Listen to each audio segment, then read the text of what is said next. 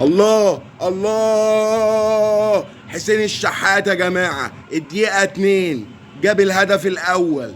الأهلي أحرز الهدف الأول. ابتدت الحفلة. صباح الفل عليكم. يلا يلا، الجون التاني يا جماعة كان هيجي. قفشة كان هيجيب الجون التاني. أنا يعني كرهت العارضة. العارضة كانت هتخلينا 2-0 يا جماعة. بس على فكرة الزمالك ماسك نفسه، والزمالك بيلعب بنفس طريقته، والمدرب مصر على نفس الطريقة اللي هو بيلعب بيها، بس مش هتنفع قدام الأهلي. أنا بفكر المدرب إن أقول له الطريقة دي مش هتاكل مع الأهلي، تاكل مع أي فرقة تانية، إنما الأهلي لأ. يا كهربا يا كهربا، كانت اقوى شويه، كنت هتجيب التاني يا كهربا. معلش معلش، ان شاء الله ان شاء الله الماتش هيبقى جامد جدا. كهربا في الدقيقه 19 كان هيجيب الجون التاني، بس كانت اقوى شويه يا كهربا. كنت حط فولتين زياده زي المذيع ما قال.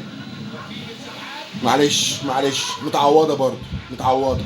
الله الله، حسين الشحات، حسين الشحات بيعمل التاني. تاني جون يا جماعة. الأهلي 2-0. حسين الشحات بيبدع، عامل إبداع. النينجا واحد بس في الأهلي.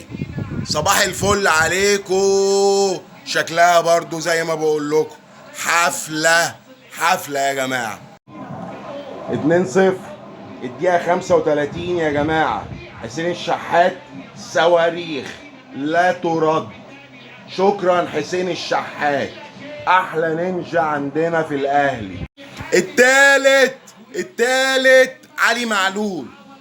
علي معلول جاب التالت قبل الشوط الأول ما يخلص. 3-0 يا جماعة للأهلي. انتظروا حفلة غشيمة. الأهلي بيحط، مفيش تفاهم يا جماعة. لولو علي معلول 3-0. شكرا. الشوط الأول خلص 3-0 للأهلي، و أنا مبسوط جدا. تمام، ومش عارف أقول إيه.